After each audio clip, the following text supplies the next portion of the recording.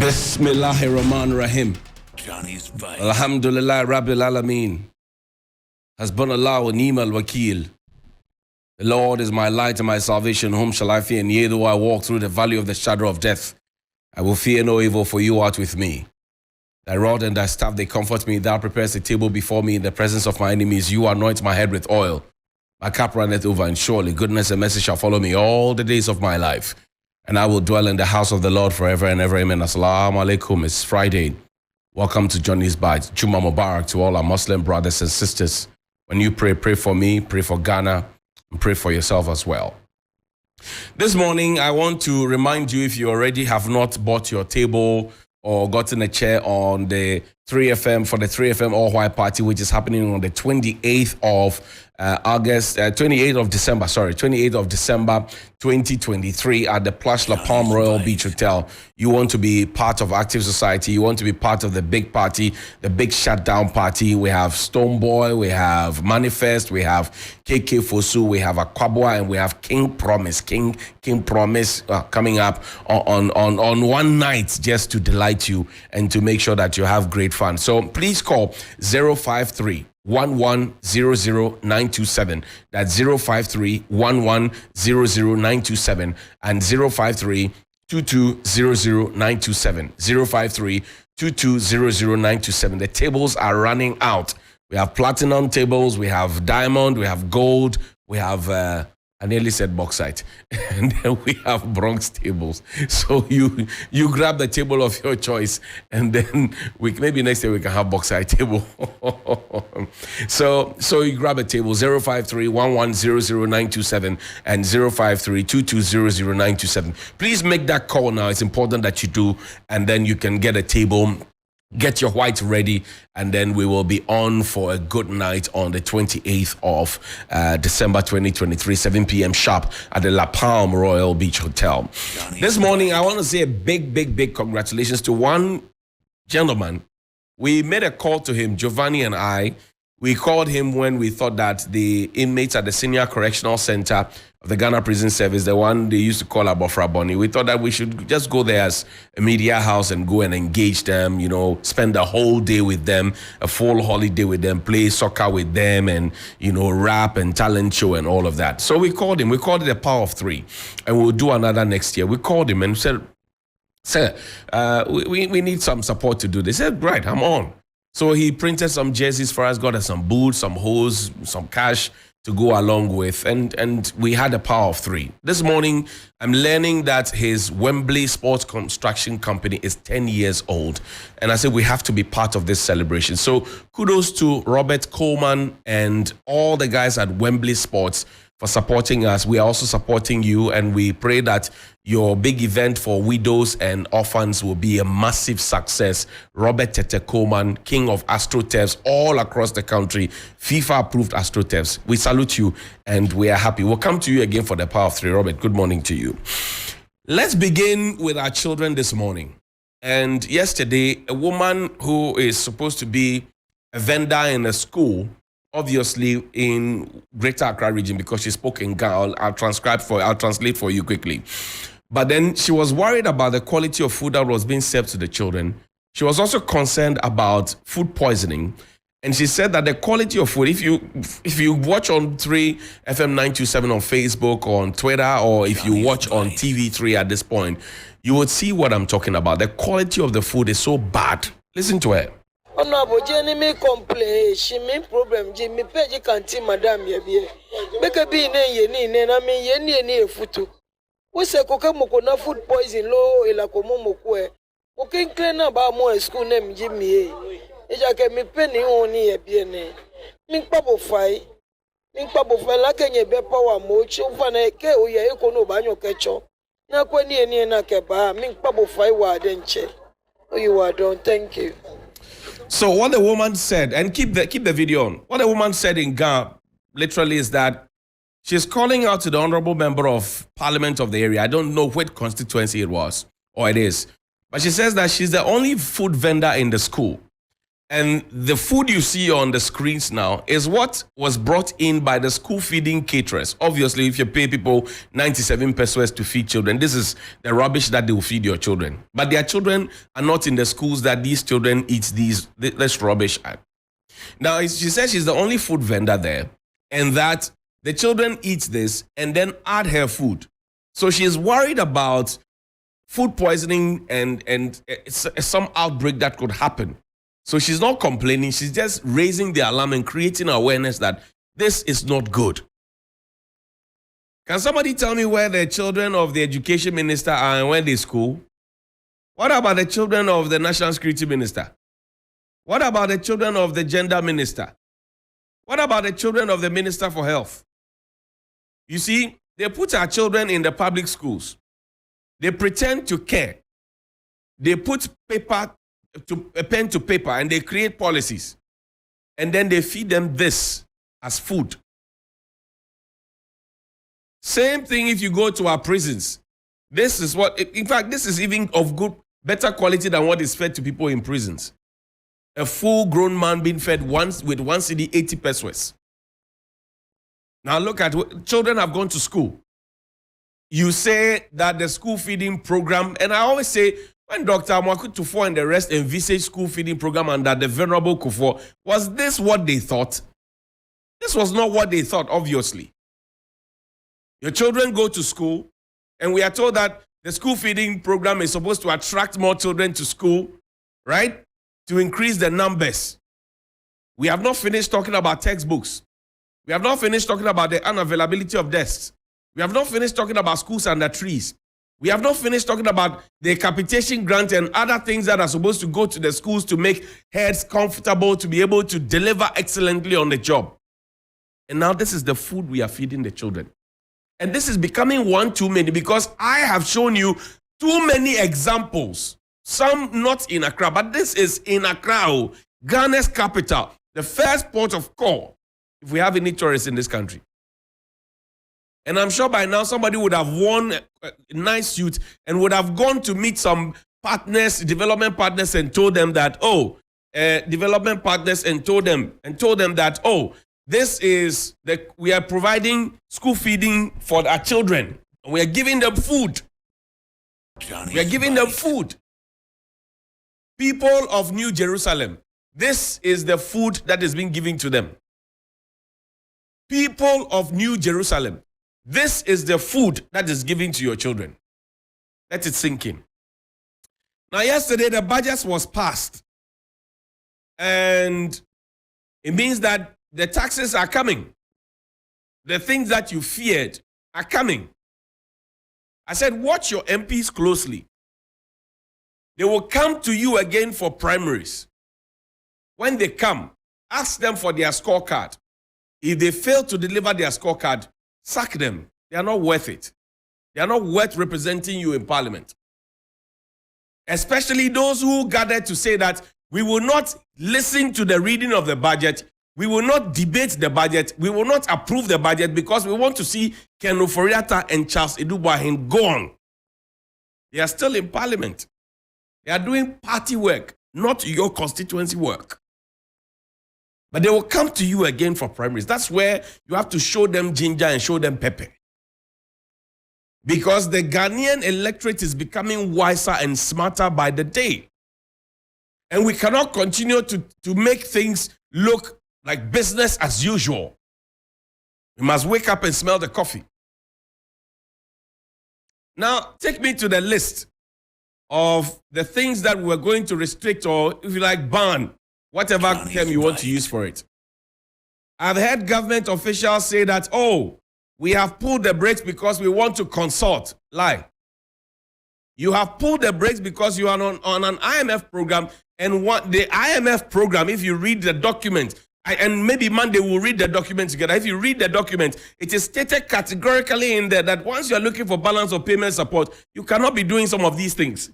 Because these things that are imported from the countries where you shamefully go and borrow from. We are a proud nation. We will not go to IMF. We are Nehemiah and Jeremiah. We are Sambalat and Tobias. When we raise the questions. Today, the joke is on you now. We are being told, after failing to transform Ghana in 18 months, we are being told that, oh, we will become New Jerusalem because we will build the National Cathedral. Look at the food your children are eating. You are interested in building National Cathedral. There's something wrong somewhere. Rice, gut, bladders, stomachs of animals, poultry, animal and vegetable oil, margarine, fruit juices, soft drink, mineral water, noodles and pasta, ceramic tiles, corrugated paper and paper board, mosquito coil and insecticide, soaps and detergents, motor cars, iron and steel, cement, polymers, plastic products, fish, sugar, clothing and apparel, biscuits, canned tomatoes. We're going to have a certain restriction on this one. And you know what? We're going to set up a committee so that you go and meet the committee. So that if Oliver goes there and they like him, fine boy, they will say, Oliver, take the permit, go and import. If Johnny Hughes goes there and say, you not import. Was it going to be used as an avenue to extort money from people? I don't know. Was it going to be used to punish certain persons who import into this country and who have certain leanings? Yesterday I told you about the banks. I don't know. But the government has pulled the brakes because we are on an IMF program. You cannot be Onyenin stubborn proud. And that was what we were going to do. But there's an interesting thing. Take me back to the Daily Graphic, the 60s. In the 60s, according to the Daily Graphic, and this is a report of Ghana's oldest newspaper, credit to the Daily Graphic, the Graphic Communications Group Limited. In the 60s, from the archives of the Daily Graphic, January 25, 1963, many countries buy boats from Ghana. More than 300 boats, which were actively plying the seas and rivers in many parts of the world, were made in Ghana by the Ghana Boat Yards Corporation. Keep it on.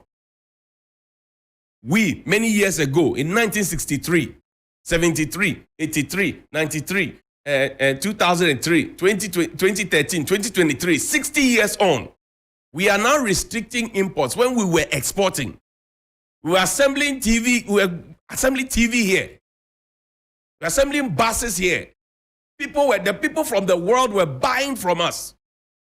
They say, I am Mobo Dodo.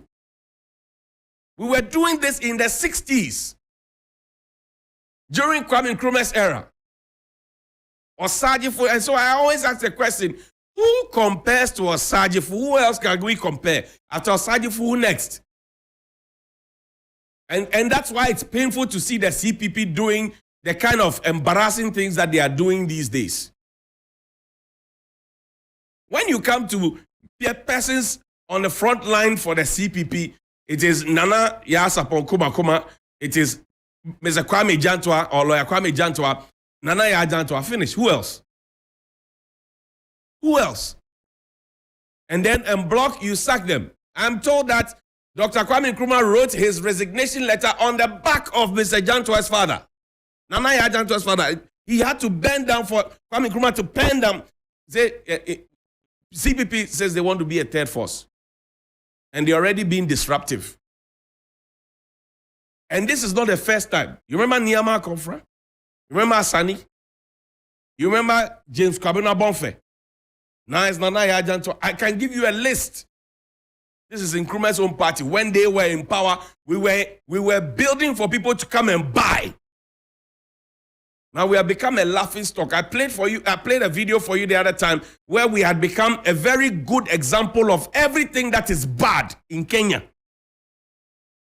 How much we had borrowed. Find me Ken Oforiatta's video. That day, I remember when Mr. Oforiatta came here. He came here in his white. He came on a motorbike on the back of an Okada. I remember very well. If you ask Rodogbe, he will tell you. He came here on the back of a motorbike. He was sweating. He had a home brush. He said, oh, I'm sorry, I'm late. We're in the old New Day studio. Mr. Oforiatta's video. He came on the back of a motorbike. Today, even when sometimes the budget is being discussed, his own budget is being discussed, it takes time before he appears in parliament. Johnnie's bite. But they say that the amount that you used to go and borrow is not the same that you used to pay. Start a video for me. Listen to it. We'll play a bit of it. Play. Listen. Moves from 9 billion cedis worth of debt that we leave them in 2008. And by 2012, they are at 36 billion. And then by this year, they are at 105 billion. How could there not be a message? You talk about different economies.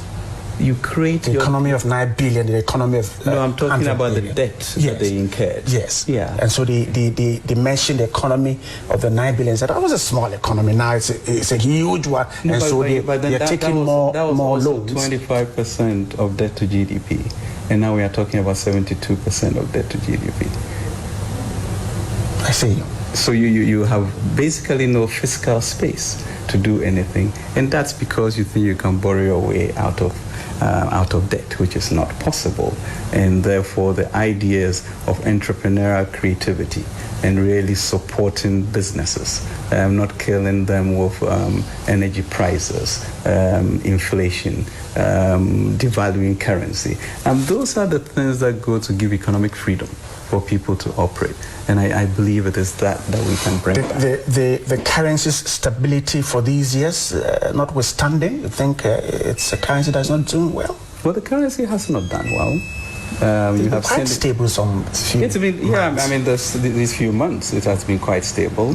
But you have moved from 1.2 to 4. Unless you want to forget it, but that's real. You can't brush it under the carpet. You have to accept that you came and met something, and this is what you have done to it.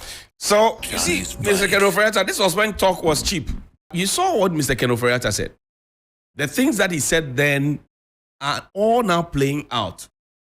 The levels of debt and the inflation and all those things that the metrics he was using have not changed. They have actually quadrupled. Why is he not speaking with the same tone and telling us that you came to meet something and that this is what you have done to it and you must accept? Has the government so far accepted their portion of the blame? They only say, oh, where we find ourselves, where we have gotten to, where we find ourselves, COVID, Russia, Ukraine, NDC, Hamas, Israel, they blame everybody but themselves. Has the government accepted that we said we had the men, these are the men we brought forward, this was what we inherited, and this is how much we have borrowed to dig us all into a hole. This is what we met, and this is how much, because we have borrowed, we have to give old people a haircut that they did not ask for, even though we promised them that there will be no haircuts. That persons living with disability will be starved for 2 years after somebody unilaterally cancelled road tolls, which was supposed to be a revenue line for 2022. The acceptance. He was asking somebody to accept, and they did accept. Has he been able to accept? Where is Dr. Baumia? He's hiding. He can't talk about the economy. But he's the head of the economic management team. When Nanado failed to meet students, he said that he was using Dr. Baumia's brain to govern. And so the students now have become the pressmen who are going to get press briefing. The last time Nanado met journalists was in 2019. He has failed to meet press people again. But he will be the same people to come and say, oh, I believe in press freedom and I like a boisterous press, blah, blah, blah, blah, blah. He has failed to meet the press. In fact, in 2020, COVID was used as an example. 2021, 2022, 2023 is ending. He has not met the press. And if he has not met the press, how would we know what is happening? How would we know, for example, that Al Jazeera has written a reply in the gold mafia saga that we wrote to Al Jazeera? And they threatened Al Jazeera. But they're keeping the result. If he meets the press, we will ask him those questions. Let me give you a teaser for Monday. Put the letter up for me. That's Johnny's our last thing for today. ICO. It's up there. This is to Honorable Dr. Benedict Bonaventure Aligibem. Okay. So this is it. Now, it's dated the 17th of July 2020. Remember that yesterday I read a letter for you that says there will be no post-retirement contracts. Appointment to the post of Managing Director, ICO Limited. Following your nomination by the President, dated 31st May 2019, for appointment as the Managing Director of ICO, and the recommendation for the Public Service Commission after your interview on the 28th of May 2020, the board of directors accept your nomination and duly appoints you as the managing director for ICA Limited effective 31st May 2019. You will be entitled salary range of blah blah blah 63,000. Yeah, is there big man, big money, all of that. You also be entitled to all the approved category 4 allowances for categories A and B, public service office holders, accommodation, transport, fuel, house help, garden boy, security, utilities, telephone, clothing, and entertainment. All of your other service conditions are contained in ICA Senior Staff Conditions of Service. Blah, blah, blah. Sign there. Just keep this letter in your mind. Monday, we will get proper to it. Just keep this letter in your mind. And I showed you the league table. ICA is around number 50 something on the league table of state-owned Johnny's enterprises. Bite. Monday, we will get deeper into this. Have a good morning.